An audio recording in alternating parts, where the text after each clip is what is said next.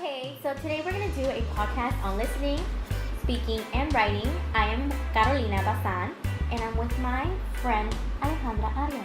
Hi, good morning. Good morning. So we're going to start with teaching listening, and we want to know what the importance of listening is. Well, Caro, the importance of listening is that it is essential for communicating and mostly frequently used language skill.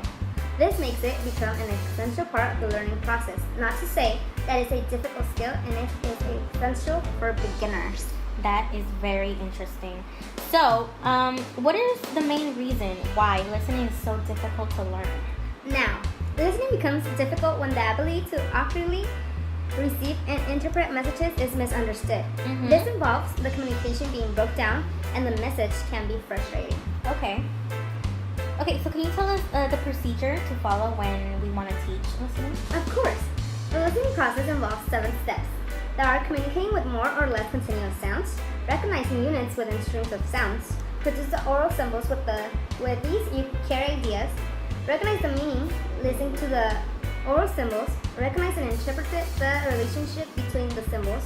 They also need to select what they want and have to comprehend and retain the previous decoded sounds. Lastly, they need to respond and react to them. Okay, so the process of listening is a bit different, right? Yes, Can you explain what the process is? Yes, Carolina. The procedure to follow when we are teaching listening, it is just to set the task, Mm-hmm.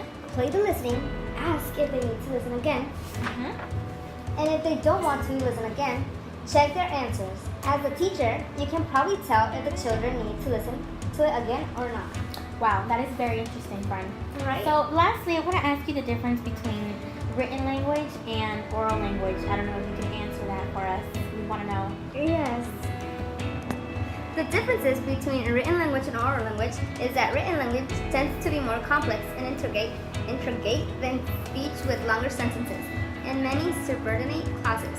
However, some forms of written language, such as instant messages, Instant messages. messages Mm-hmm. and email, are closer to spoken language. Right. Spoken language tends to be full of repetitions, incomplete sentences, corrections, and interruptions, Okay. with the exception of formal plays, films, or news reports. Thank you very much, friend. That was very interesting. You're so welcome.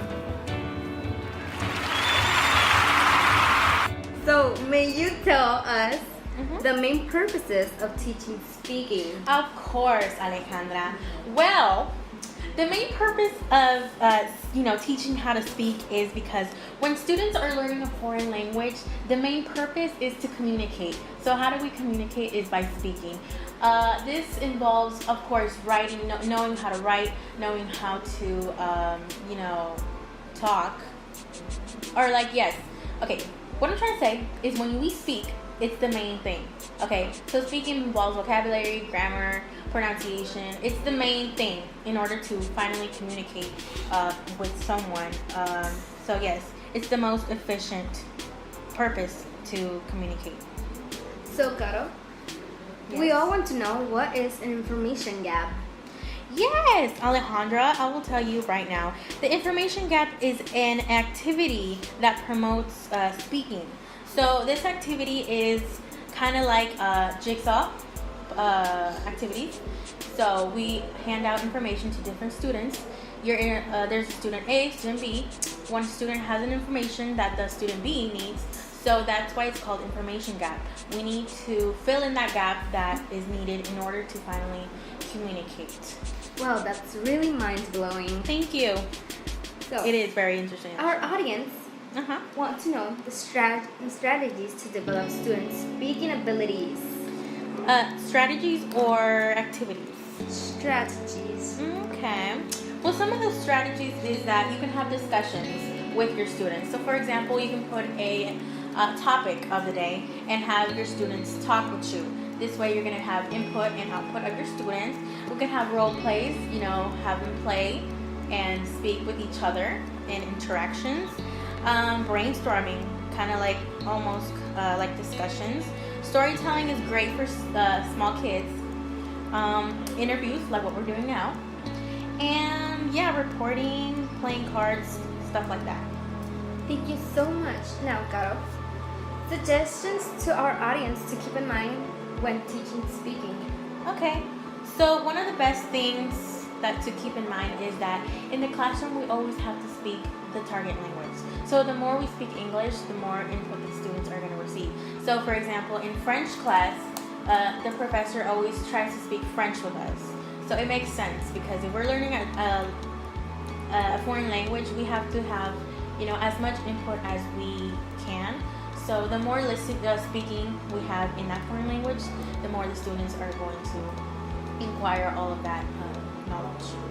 Wow, that is amazing, Carol. Thank you so much for being You're here very today. welcome. I was honored to be here with you today. We hope to have you again Thank someday. you. Thank you. We are talking about teaching writing. Let's get to it then. Yes, let's begin. Carol, so can you describe each stage of the writing process? Sure. There are 4 stages in the process of writing. The first step is planning. So here we're gonna do what are we gonna write, who are we gonna write to. Here there's 2 ways of doing this. You can either write lists, have specific topics about what you're gonna write, or you can free write. Just write whatever comes to your mind when you're thinking about that topic. And when you're done, you're going to separate the ideas of each topic and then elaborate on each one of them. So here you're going to use your elements, which are, who are you going to write to, what are you going to write to, why, and to whom. So That yes. is great, Carol. Yes. Now, our audience want to know the different form of writing. Yes, the different forms. Well, there are mainly 4 types or modes of writing. The first one is narration. So here's when we're gonna tell stories, novels, personal stories, diary entries, for example. Number 2, the second one is descriptive writing. So you're gonna describe probably a picture or a character, stuff like that. The third one is exposing. So here we're going to, write news reports and research papers. Shall we say, which one is that one that we just love? Reflection papers? Oh, I've never done a reflection Yes. paper before. And then the 4th one is a persuasion paper, or persuasion writing is when you want to persuade someone. So it could be movie reviews, book reviews, advertisements, stuff like that. So yeah. That's great, Carol. Yes, I know. Now, I want to know the levels of writing. Levels. Well, Are they Alejandra, hard? No. Well, it's very interesting because tracing is the basic level. This gets students and kids to know where to start writing. For example, in our culture, we start from left to right, up to down. In some cultures, they start the opposite way. So Yeah. by tracing, we get the kids to get the hang of the letters and how to write. Once they do that, they're gonna start with letters. Make them write letters, then words, Like and then vocab? stuff like that, step by step. And then short sentences, and then long sentences, and then paragraphs, and then articles. So it's like levels. And then shortly they can become writers. Yes. Before you know it, there are. Who's a good writer? J.K. Rowling. Wow, that is awesome. So it's like a snowball effect. It It is. starts from small to big. That's great. I love it. Now, the strategies to teach writing are the Yes. Some of the strategies are models. We need to have and give students models. How can we tell them what to write if they can't see what we want them to write? Okay. So scaffolding is great. For students to follow patterns. Piece by piece, which is when you are for example, in a more upper level of English and they're showing you how to write a report or a letter. We need to know how to do an introduction and a paragraph and a conclusion. But students need to know that step by step. Okay, so first, show them how to write an introduction and then a paragraph, and then when they all know how to do all of that, they can do the whole shebang. Wow. Also, I'm sorry, but reading is also a great strategy to, because they can know how the words are written. And lastly, computer assistance. We need to teach students how to use these apps. For example, Grammarly. I'm sure you're familiar with Grammarly. I am. Yes, we need to teach our students how to use them because it's a great way. It's really useful. It's very useful. Really So yeah, useful. those are some strategies. That is great, Carol. I'm glad we had you today here to Thank you clear for having up me. our doubts. It was an honor.